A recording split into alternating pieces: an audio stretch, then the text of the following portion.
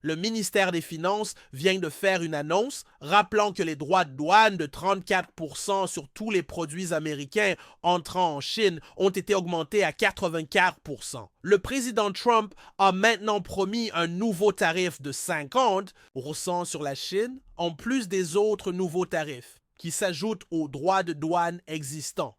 Au total, cela porterait les tarifs américains sur les importations en provenance de Chine à un impressionnant 104%. Cela inclut un tarif de 104% sur la Chine, qui, soit dit en passant, a répondu ce matin en augmentant ses droits de douane sur les produits américains à 84% contre 34% précédemment. Revenons à notre actualité de dernière minute où la Chine a annoncé des droits de douane de 84% sur les produits américains entrant en Chine. Trump est en mode panique, mais cela diffère des précédentes annonces. Le 9 avril, le président Trump a suspendu la plupart des tarifs imposés à ses partenaires commerciaux américains pour 90 jours.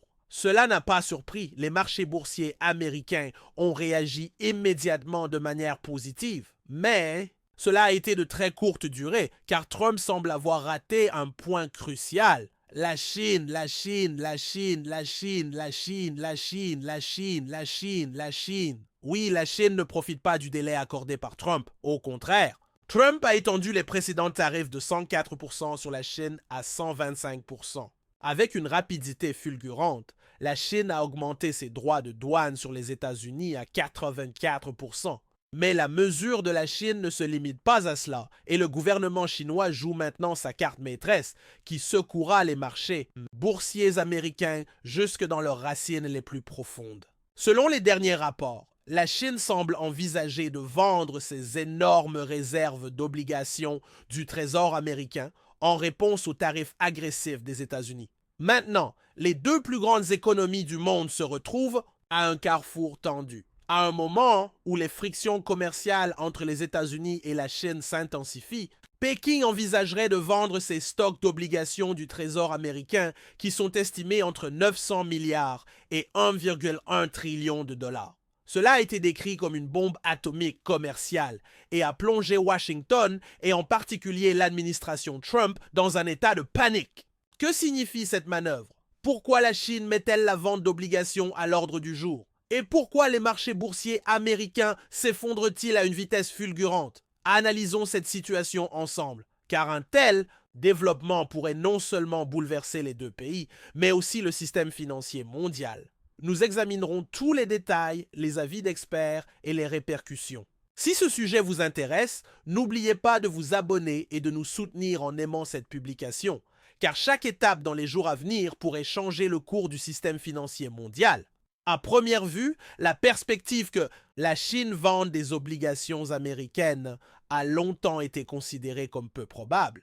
Mais la guerre commerciale qui a repris le 2 avril 2025 a inversé de nombreuses prévisions. Dans des documents circulant sur les réseaux sociaux, il est dit que la Chine a demandé à sa banque centrale et à son secteur bancaire de réduire ses achats de dollars. Parallèlement, les rapports d'actualité indiquent que la Chine a commencé à vider partiellement ses stocks d'obligations du Trésor. Cette situation indique que Pékin se prépare à jouer sa dernière carte maîtresse face aux pressions tarifaires de l'administration Trump.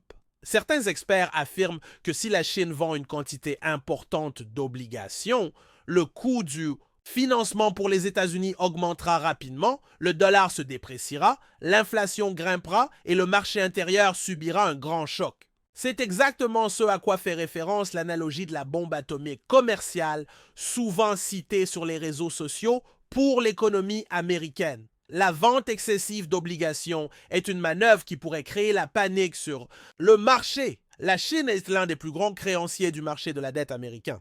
Pendant de nombreuses années, elle a investi une partie de son excédent de réserve de change provenant du commerce extérieur dans des obligations américaines. Ainsi, elle a à la fois financé le déficit de la balance des paiements des États-Unis et protégé ses propres réserves. Cependant, les tarifs de Trump atteignant jusqu'à 104% semblent avoir renforcé l'idée à Pékin que nous allons maintenant jouer notre carte maîtresse. La rumeur qui circule dans les médias internationaux, selon laquelle les banques chinoises ont reçu l'ordre de cesser d'acheter des dollars, suggère que Pékin pourrait progressivement se retirer des actifs en dollars. La vente dramatique d'obligations. Sur le marché de la dette en ce moment confirme ce signal. Les rapports des médias britanniques indiquent que la vente d'obligations du Trésor américain s'est intensifiée, poussant les rendements à la hausse et créant des turbulences sur Wall Street. Ainsi, le plan tarifaire de Trump se transforme en une panique qui a fait du marché des obligations américains son épicentre. Selon les analyses sur les réseaux sociaux, la menace de la Chine de vendre des obligations est à l'ordre du jour depuis de nombreuses années. Mais en pratique, Pékin s'est abstenu d'utiliser cette arme. Cela est dû au fait qu'une vente massive d'obligations américaines pourrait nuire à la valeur des réserves de la Chine. En même temps, l'interdépendance économique entre les deux pays est si forte que ce genre de mesure pourrait aboutir à un scénario gagnant-perdant plutôt qu'à un scénario gagnant-gagnant. Pourtant, à l'approche de l'automne 2025, l'atmosphère tendue autour des tarifs de l'administration Trump. Rappelez-nous que Pékin considérait autrefois les titres du Trésor américain comme le refuge le plus sûr pour ses exportations excédentaires. Mais à mesure que les relations se sont détériorées, l'image du refuge sûr s'est fissurée. Maintenant, tout le monde cherche une réponse à la question. Que se passe-t-il si la Chine vend massivement des obligations américaines? Dans ce processus, la réaction des autres pays qui détiennent une grande proportion d'obligations américaines est également source de curiosité. Le Japon et certains pays européens craignent, serons-nous entraînés dans le tremblement de terre du marché obligataire? Une hausse des taux d'intérêt aux États-Unis pourrait modifier les flux de financement mondiaux. Les investisseurs pourraient être tentés de dire, si les États-Unis deviennent risqués, fuyons vers d'autres marchés. Par conséquent, ce n'est pas seulement entre les États-Unis et la Chine que l'économie mondiale s'inquiète. Sommes-nous au bord d'une nouvelle crise? Historiquement, les conflits commerciaux combinés à une telle turbulence financière peuvent déclencher une récession mondiale. Certains pointent les politiques protectionnistes des années 1930 et la Grande Dépression qui a suivi. Nous sommes à l'ère technologique. La situation est différente, disent certains, mais personne ne prend la situation à la légère. La Chine veut conclure un accord, mais elle ne sait pas comment commencer. Nous attendons leur appel, a déclaré Trump. Cela pourrait être un signe d'une grande table de négociation. Les commentaires sur les réseaux sociaux cherchent une réponse à la question. Trump bluffe-t-il ou est-il vraiment déterminé à réduire le déficit commercial?